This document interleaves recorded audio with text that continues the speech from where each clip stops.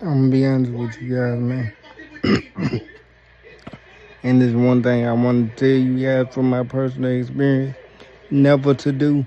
I used to embody other people's personalities before I found out what mine was and who I am like I am today. I used to embody other people like people I would be around. I would try to imitate what they say, imitate what they did because I didn't have an identity of my own. It took me going through my spiritual process to find my identity and find my characteristics.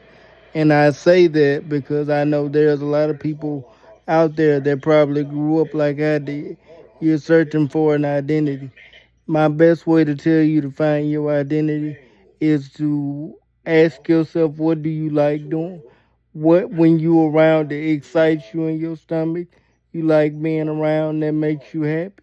Start with that, and then from that you will find your characteristics. You will find out who you are. You will find out what you're about. But one thing you never want to do is try to embody anybody else's personality or lifestyle because that's not your lifestyle. You didn't have to live the way they had to live. You didn't have the growing up that you didn't have the upbringing that they had. So you can't be them, no matter how cool it may seem, no matter how right they may seem. You have to be who you are, who God made you to be. And that's one thing I had to learn to take pride in, who I am and what I stand for. I stand for a voice for the disabled community that is going to speak his truth and never hold back in the spiritual community.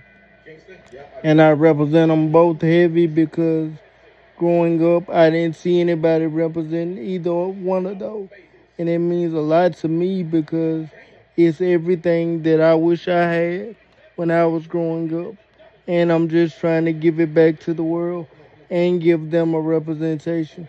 Give people with disabilities and spiritual gift a positive representation where they can be represented the right way and be presented the right way. But that's what I aim to do my whole life, in my opinion.